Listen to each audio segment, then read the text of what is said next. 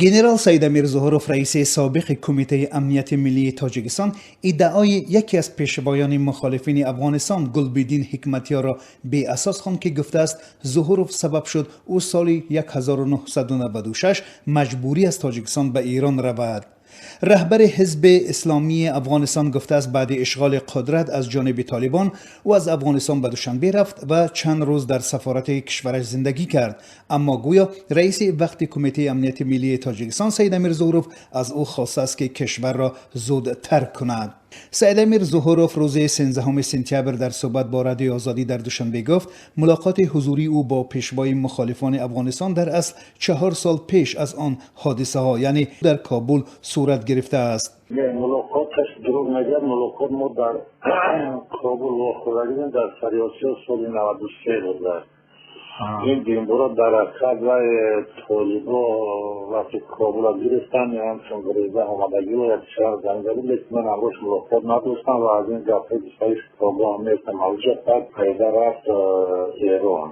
گلبدین حکمتیار 70 ساله با این مسئله در مصاحبه اختصاصیش با تلویزیون BBC روز 12 سپتامبر تاکید کرد. او گفت که سال 1996 بعد از سقوط مزار شریف و تخار همراه برهان الدین ربانی به ولایت بدخشان و از آنجا به دوشنبه رفته بود. ما با استاد ربانی یک جا بعد از سقوط مزار و تخار رفتیم به بدخشان و از بدخشان به تاجیکستان دوشنبه.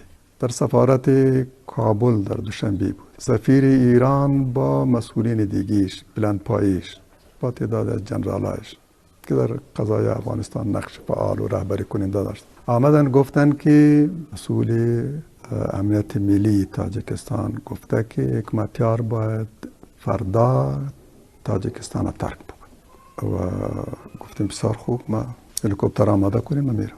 گفتن هلیکوپتر آماده نیست. گفتم با موتر میریم تا سرحد و عبور میکنیم بیا ممکن. میخواستن مرا به ایران ببرن و زندانی سیاسیشان بود. ولی وضعیت طوری شد که تلاشای کردیم که به جای دیگری بریم نشد. بالاخره مجبور شدیم که بریم به ایران و ما در ایران زندانی سیاسی ایران بود. گلبدین حکمتیار رئیس حزب اسلامی افغانستان ماه می سال روان بعد 20 سال دوباره به افغانستان برگشت. بازگشت او بر پایه سازش با رهبر فعلی افغانستان صورت گرفت که می‌خواهد نفوذ حکمتیار برای تاثیر به طالبان استفاده کند.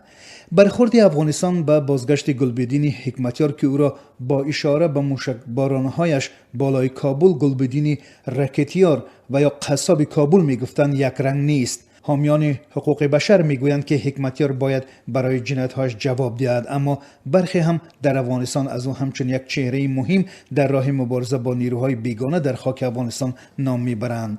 احمد شبر شارح مسائل افغانستان در رادیو آزادی میگوید حالا حکمتیار یک بخش برنامه صلح این کشور ارزیابی میشود، اما تاثیرگذاری که حکمتیار باید روی طالبان می داشت حال به نظر نمی رسد.